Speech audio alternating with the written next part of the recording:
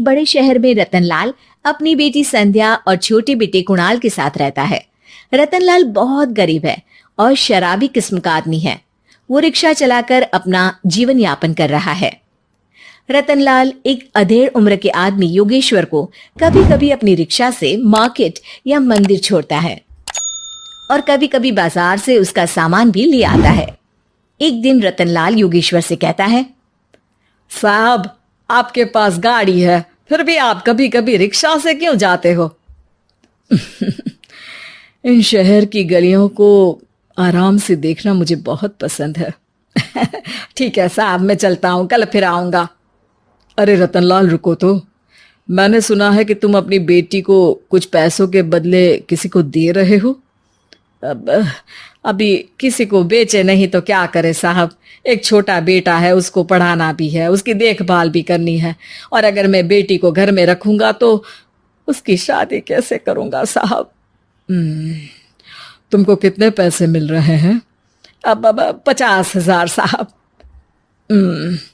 देखो, मैं तुमको पूरे 20 लाख रुपए देता हूँ। तुम अपनी बेटी संध्या को मुझे दे दो। हैं? 20 लाख? धन्यवाद साहब, धन्यवाद। मैं कल ही उसे आपके पास छोड़ जाऊंगा साहब। अगले दिन रतनलाल संध्या को हमेशा के लिए योगेश्वर के यहाँ छोड़ आता है और बदले में 20 लाख रुपए लेकर घर आ जाता है। रतनलाल जिंदगी में पहली बार इतने पैसे पाकर बौखला गया। उसने एक अच्छा घर लिया। कुणाल, अब हमें कोई चिंता नहीं है, तो अब अच्छे से पढ़, खूब मन लगाकर पढ़ाई करना। पापा, मुझे पढ़ाई करना अच्छा नहीं लगता। अरे तूने अगर ज्यादा बकवास की ना तो बहुत मारूंगा। कल से तू अच्छे स्कूल में जाएगा तो जाएगा, हाँ बस। कुणाल का एडमिशन एक अच्छे स्कूल में हो जाता है, लेकिन आए दिन स्कूल से शिकायत आती ही रहती है। 10 साल बाद एक दिन प्रिंसिपल मैडम रतनलाल को स्कूल में बुलाती है। रतनलाल, आपका बेटा कुणाल बहुत आवारा हो गया है और ये बिल्कुल भी पढ़ाई नहीं करता है, बल्कि उसका दिमाग गलत कामों में जा रहा है। अब मैं उससे बात करूंगा मैडम। ठीक है, आज ये आखिरी मौका है, अगली बार तो मैं उसे स्कूल से ही बाहर निकाल दूंगी। रतनलाल घर आ जाता है और कुणाल से कहता है, कुणाल बेटा, मैं तुम्हारे ऊपर इतना पैसा लगा रहा हूं, फिर भी तुम स्कूल में सही से क्यों नहीं पढ़ते हो? आप तो रहने ही दीजिए, मैं सब जानता हूं कि ये पैसा कहां से आया है। और वैसे भी अब ये पैसा मेरा है, मेरा जो भी मन होगा मैं करूंगा। आज के बाद मैं कभी स्कूल नहीं जाने वाला। रतनलाल को अपनी बेटी की याद आती है और वो रोने लगता है। 5 साल बाद कुणाल एक दिन एक लड़की को शादी करके घर ले आता है। पिताजी, ये मेरी पत्नी है स्वीटी। तुमने शादी कर ली? हाँ, शादी कर ली मैंने, दिखाई नहीं दे रहा। और अब से आप फिर से कमाना शुरू कर दो, बहुत बैठ कर खा लिया। कुणाल, तुम इस बुड्ढे को घर में क्यों रख रहे हो? देखो ना, ये शराब पीता है, इसे घर से बाहर निकाल फेंको। अरे स्वीटी, ये मेरे पापा है, कैसे बाहर निकाल दूं? और वैसे भी घर में कोई तो चाहिए ना काम करने वाला, नौकर समझ कर रख लो। इस बुड्ढी को तो घर से बाहर निकाल कर ही रहूंगी मैं कब तक इसके लिए खाना बनाऊंगी। स्वीटी एक दिन घर के बाहर पार्क में अपनी दोस्तों के साथ बैठी होती है। तभी वो रतनलाल को बुलाती है। पिताजी, मेरे कमरे में मैं अपना फोन छोड़ आई हूँ, जरा ला कर तो देना। हाँ जरूर, अभी लेकर आता हूँ। रतनलाल फोन लेकर आ जाता है। कुछ समय बाद स्वीटी के फ्रेंड्स भी चले जाते हैं। स्वीटी अंदर आकर शोर मचाती है। चोर चोर! कहाँ है चोर? मुझे तो यहाँ कुछ नहीं दिख रहा। अरे ये अलमारी खुली पड़ी है, जरूर किसी चोर ने ही खोली होगी। अरे कौन आया था यहाँ? यहाँ तो पिताजी आए थे बस। अरे बहू, मैं चोर नहीं हूँ। मुझे तो आप पर अब बिल्कुल भी विश्वास नहीं है पिताजी, क्योंकि जब आप पैसे के लिए दीदी को बेच सकते हो तो आप चोरी भी तो कर ही सकते हो। अरे लेकिन वो सब तो मैंने तेरे भले के लिए किया था ना। मैं तो कहती हूँ कि हमें इनकी कमरे की तलाशी लेनी चाहिए। तुम बिल्कुल सही कह रही हो, चलो। स्वीटी और कुणाल दोनों रतनलाल के कमरे की तलाशी लेते हैं और उन्हें वहां स्वीटी की ज्वेलरी और पैसे मिल जाते हैं।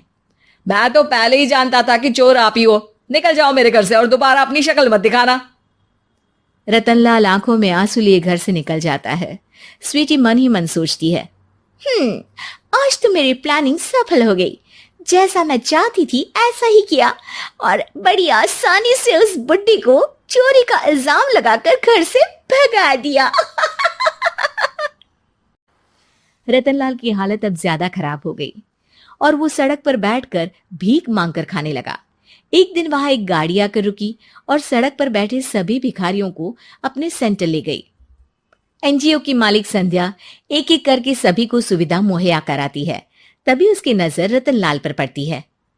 पिताजी? संध्या तू? पिताजी, आपकी ये हालत कैसे हुई? ये सब मेरे बुरे कर्मों की सजा है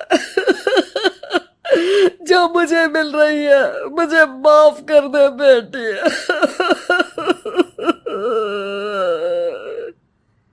पिताजी, मैं आप पर बिल्कुल भी गुस्सा नहीं हूं, क्योंकि आपने मुझे यहां भेजकर अच्छा ही किया।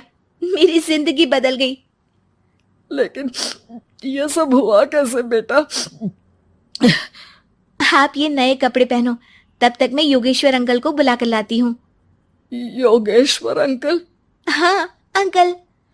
योगेश्वर जी ने तुझसे शादी नहीं की थी? नहीं तो पापा, उन्होंने तो मुझे पढ़ा लिखा कर इस काबिल बनाया है कि मैं आज सबकी सेवा कर पा रही हूँ। रतनलाल पश्चाताप करके रोता रहता है। तभी योगेश्वर भी वहां आ जाता है। रतनलाल जी, आपकी ये हालत कैसे हुई? इतने सारे पैसों के बावजूद भी? क्योंकि मैंने बेटे और बेटी में भेदभाव किया था। लेकिन आपने ये कैसे किया? मुझे ये जानना है, बताइए।